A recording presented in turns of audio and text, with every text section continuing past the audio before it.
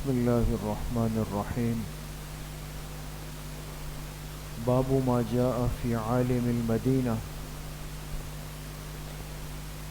حدثنا الحسن بن الصباح البزار وإسحاق بن موسى الأنصاري قال حدثنا سفيان بن عيينة عن ابن جريج عن أبي الزبير عن أبي صالح عن أبي هريرة رضي الله عنه رواية يوشك أن يضرب الناس أكباد الإبل يطلبون العلم فلا يجدون أحدا أعلم من عالم المدينة. فرماتے ہیں یہ باب ہے مدینہ منورہ کے عالم کے بارے میں. حدیث پاک کے درس میں علم سے متعلق بات چل رہی ہے اور علم کی اہمیت، علم کی ضرورت، اور پھر علم کے اندر ایسی باتوں کا شامل ہونا جس کا کتاب و سنت سے کوئی تعلق اور واسطہ نہیں ہے، ان سے اپنی حفاظت کرنا، یہ بہت ساری چیزیں. آج جو حدیث پاک سامنے ہے اس پر اس کتاب کے جامع امام محمد ابن عیسیٰ الترمذی رحمۃ اللہ علیہ نے جو عنوان قائم کیا کہ یہ باب ہے مدینہ منورہ کے عالم کے بارے میں، اور بہت اہم باب ہے، اور اس میں ایک سبق ہے امت کے لیے کہ دین کے صحیح علم کی طلب اور جستجو میں انسان کو کتنا فکر مند ہونا چاہیے.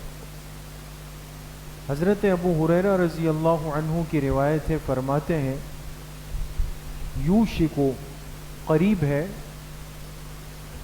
ہے وہ زمانہ کہ ان یضرب الناس اکباد الابل، کہ لوگ اپنے اونٹوں کا جگر یعنی پیٹ ماریں گے. کیوں؟ یطلبون العلم، علم کی تلاش میں. فلا یجدون احدا اعلم من عالم المدینہ، لیکن انہیں مدینہ کے عالم سے بڑا کوئی عالم نہیں ملے گا. دیکھیں حدیث کے جو ظاہری الفاظ ہیں اس میں ایک پیشن گوئی فرمائی گئی کہ وہ زمانہ قریب آ رہا ہے کہ لوگ اونٹ کا پیٹ ماریں گے. آپ نے دیکھا ہوگا کہ جانور پہ سواری کرنے والا جب جانور کو دوڑانا چاہتا ہے وہ کیا کرتا ہے؟ ہاتھ میں اگر کوئی کوڑا یا لاٹھی نہ ہو تو آپ نے دیکھا ہوگا یہ دونوں پیر ایسے مارتا ہے، اس کو پیچھے سے بیٹھا ہوا آدمی اس کو پیر مارتا ہے، اس کے پیٹ پہ. تو بیٹھنے والے کے جو پیر ہے یہ اس جانور کے پیٹ کے پچھلے حصے میں جہاں جگر ہوتا ہے اس کے قریب ہوتے. اب یہ جتنا زور سے پیر مارتا ہے جانور اتنا تیز دوڑنے لگ جاتا ہے. تو آپ نے فرمایا کہ لوگ اونٹوں کا پیٹ ماریں گے دوڑانے کے لیے، تیز بگانے کے لیے. اور ایسا کیوں کریں گے؟ فرمایا علم کی تلاش ہوگی، علم کی طلب میں لوگ نکلیں گے کہ ہمیں اپنے دین کا علم چاہیے. تو اس وقت ان کو بڑے عالم کی تلاش ہوگی جو ان کو سب سے زیادہ علم دے. تو انہیں بتایا جائے گا کہ اس وقت دنیا میں مدینہ کے عالم سے بڑا کوئی عالم نہیں. اب بڑی عجیب پیشن گوئی بھی ہے اور بڑی عجیب باتیں بھی ہیں دوستو.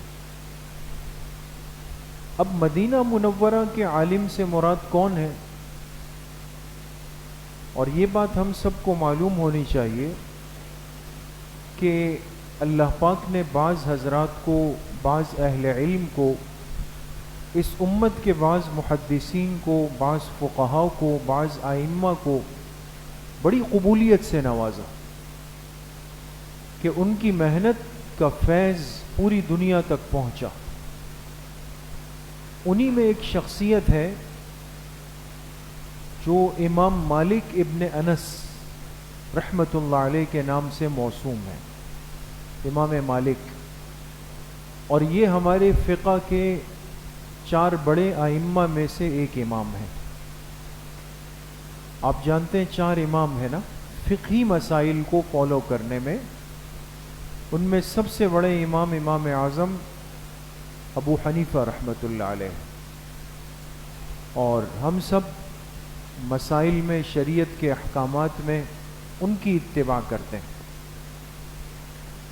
اور ان کی جو قبر ہے وہ امام اعظم ابو حنیفہ رحمۃ اللہ علیہ کی، وہ کہاں پر ہے؟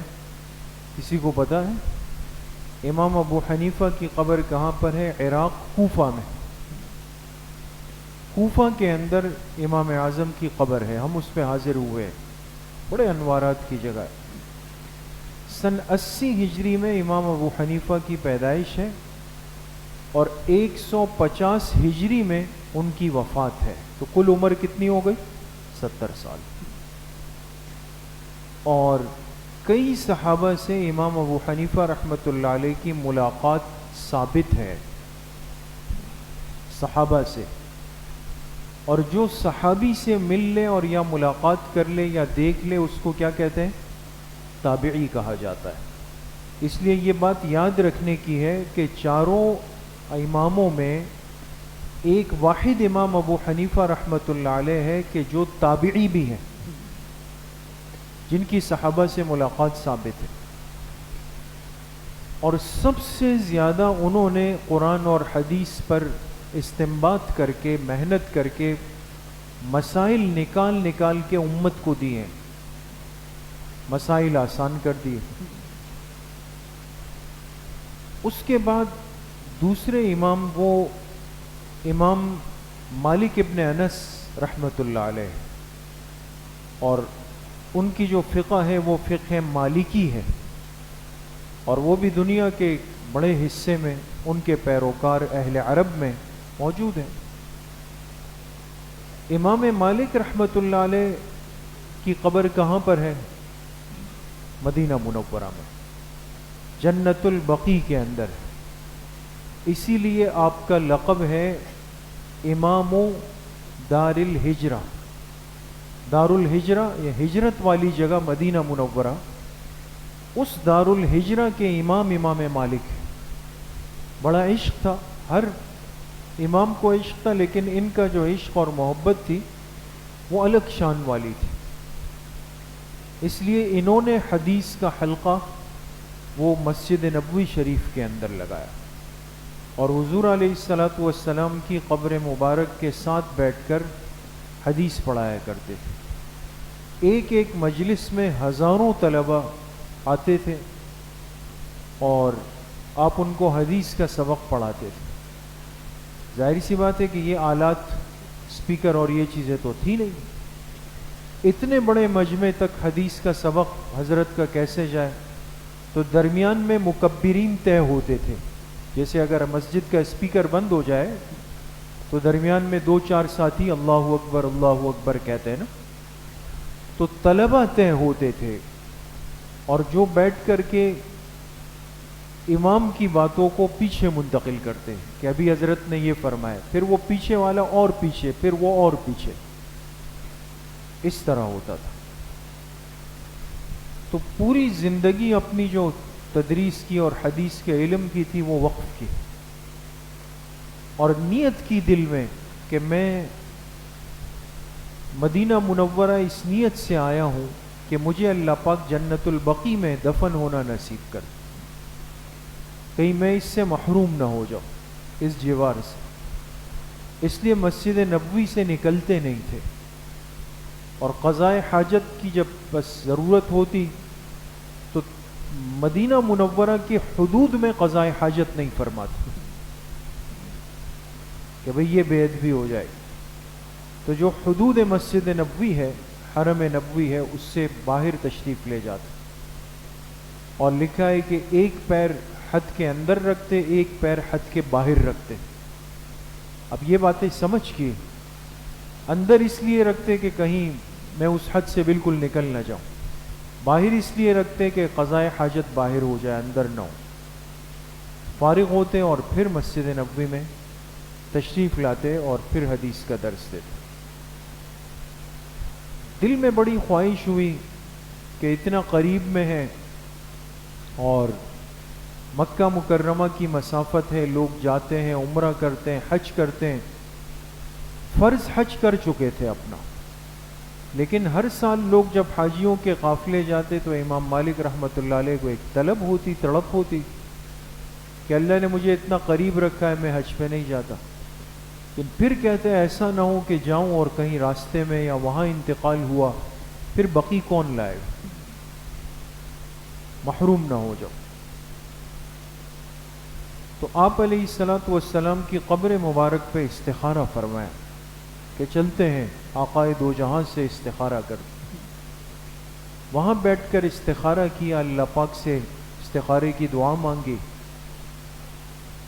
تو حالت غنودگی میں چلے گئے اور کیا دیکھا کہ اللہ کے پاک پیغمبر محبوب کائنات، رحمت کائنات، خاتم الانبیاء جناب رسول اللہ صلی اللہ علیہ وسلم تشریف لائے اور ان کو اپنی 5 انگلیوں سے اشارہ فرمایا، ہاتھ کا اشارہ فرمایا، اور یہ اپنے خواب سے باہر نکل آئے۔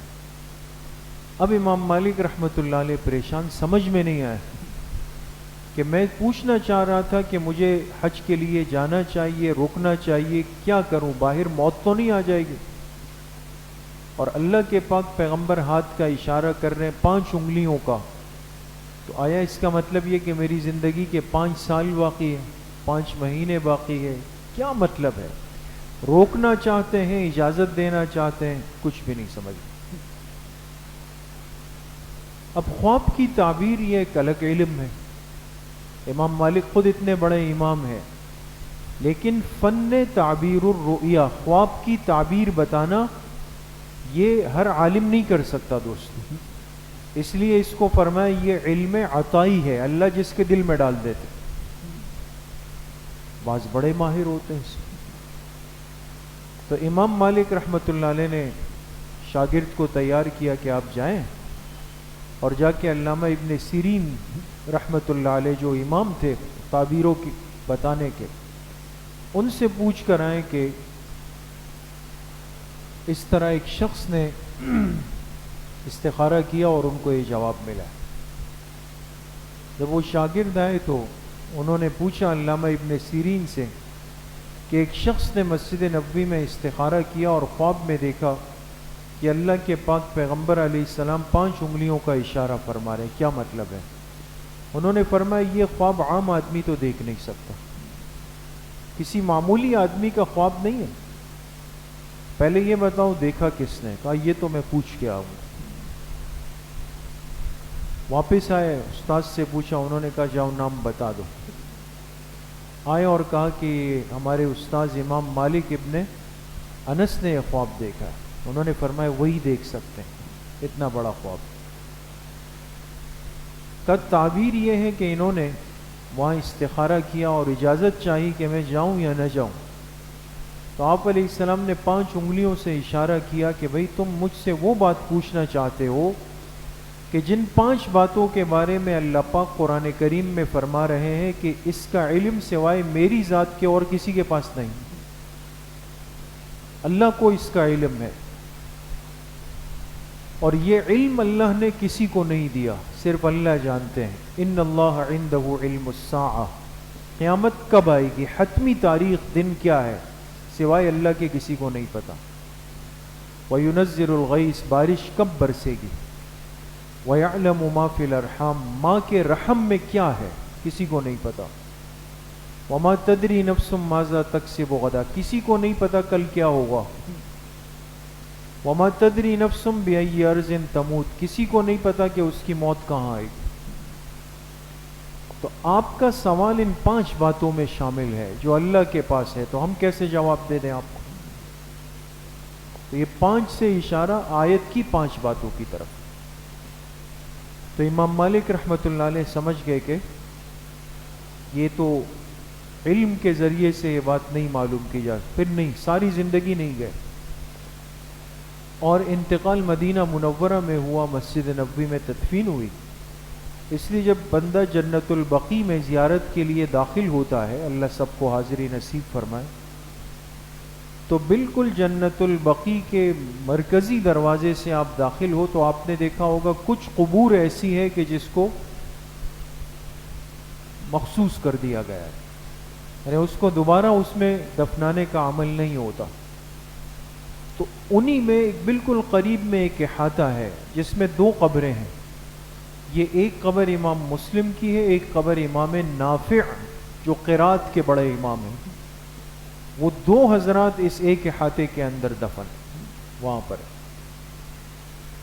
تو بہرحال اس حدیث میں آپ علیہ الصلوۃ والسلام نے فرمایا کہ ایک وقت آئے گا میری امت پر کہ وہ میرے دین کے علم کی طلب میں نکل جائے گی کہ بھئی ہمیں کوئی صحیح مستند مضبوط بابرکت عالم مل جائے، اور اس کے لیے اگر انہیں سفر کرنا پڑے. دیکھیں اونٹ کی سواری چھوٹے موٹے سفر کے لیے عرب نہیں کرتے تھے، بڑے سفر کے.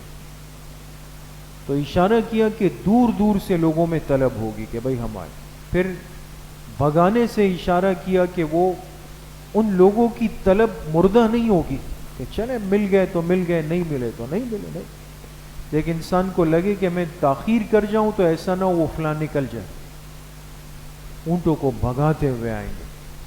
تو انہیں بتایا جائے گا کہ اس دنیا میں اگر آپ بڑے عالم کی تلاش میں ہو تو مدینہ کے عالم سے بڑے عالم کوئی نہیں. اور وہ کون ہے دوستو؟ امام مالک ابن انس. بات سمجھ گئے؟ تو دیکھیں حدیث پاک نے بھی اشارہ کیا کہ آپ علیہ السلام نے گویا پیشنگوئی فرمائی تھی کہ میرے بعد ایسے حضرات، ایسی ہستیاں پیدا ہوں گی کہ جن کے پاس میرے حدیث اور دین کا علم اتنا اعلیٰ درجے کا ہوگا کہ لوگ پوری دنیا میں ان کو طلب اور تلاش کر کے ان کے پاس حاضر ہوں اور ان کے پاس ہی پیدا نہیں ہوتا. تو آج اس سستی کا ازالہ بھی بہت ضروری ہے دوست. اور فتنوں کے اس دور میں جب کام کے اور واقعی حقیقت میں جو علماء کا ایک کردار ادا کرنے والی ہستیاں گنے چنے لوگ ہیں، ہم اس کے باوجود بھی ان کی قدر نہیں کرتے، اس سے محروم رہتے ہیں، دور رہتے ہیں، بے فکر ہوتے ہیں. عام طبقے کو احساس نہیں، ان کو دوسرے رخ پہ لگا دیا گیا کہ ہر آدمی اپنے لیے ایک ذہنی طور پہ آئیڈیل بنا کے بیٹھا ہوتا ہے. ہمارے نوجوان طبقے کو علماء کے نام بھی نہیں پتہ ہوتے دوست. کبھی کبھی ایسا ہوتا ہے نا، کوئی بات ہوتی ہے، کوئی مسئلہ معاملات ہوتے ہیں، تو ہم ان سے کہتے ہیں بھئی اب فلاں عالم کا نام آپ نے سنا ہوگا. وہ کہتے ہیں اتفاق نہیں ہوا سننے کا، لیکن آپ کسی اور فن میں اور کسی اور میدان اور فیلڈ کی شخصیت کا نام ذکر کریں تو پھر دیکھیں کہ وہ آپ کو کیسے پورا بایو ڈیٹا بتاتے ہیں. اس جن چیزوں سے مناسبت ہے انسان اس کی طلب کرتا ہے، تلاش کرتا ہے. تو لہذا اللہ رحم فرمائے، گلوکار ہے، اداکار ہے، فنکار ہے، ان سب چیزوں میں ہمارے یہ بچے اور نوجوان کتنے ایکٹیو ہیں، کتنے تیز ہیں. سارا راستہ گنگناتے ہوئے جاتے ہیں، بڑے بڑے گانے زبانی یاد ہو جاتے ہیں. لیکن اگر ہم ان کو بٹھائیں کہ آئی سورۃ الضحیٰ یاد کرتے ہیں تو پھر سر میں درد، کمر میں درد، پیٹ میں درد، آنکھوں کے سامنے اندھیرا. نوجوان ساتھیوں کی بات کر رہا ہوں، بزرگوں کی نہیں. تو پھر پریشان ہوئی. چیز کی مناسبت زندگی سے نکال دی گئی دوست. تو اس لیے حدیث کا ایک تقاضا یہ ہے دوستو کہ ایسی مبارک مجلسوں سے انسان اپنے آپ کو محروم نہ کرے. آج بہت سارے موقع زندگی میں ایسے آتے ہیں کہ بھئی ہمیں پتہ چلا کہ بھئی قریب میں فلاں حضرت تشریف لا رہے ہیں، بڑے بزرگ ہیں، وہ آ رہے ہیں. اعلان ہوا بھی، اعلان لگا بھی، بات بھی کان میں آئی، میسج بھی ملا، لیکن بس نماز پڑھی، یہ جا وہ جا، چلے گئے، ختم. تو بھئی کس کا نقصان ہوا؟ محرومی کس کے حصے میں آئی؟ ہم محروم ہو گئے. ہمیں چاہیے کہ ہم ایسے حلقوں کو، ایسی مجلسوں کو، ایسے بزرگوں کو، ایسے علماء کو تلاش کریں دوستوں.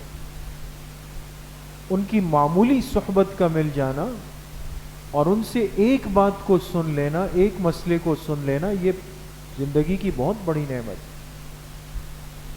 تو علم کی، دین کی طلب، فکر، جستجو اپنے اندر پیدا کر۔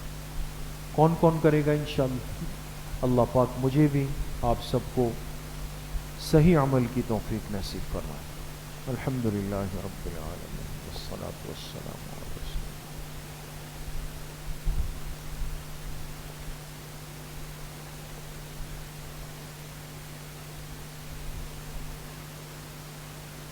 وصلی اللہ وسلم علی نبینا محمد وآلہ واصحابہ اجمعین برحمتہ۔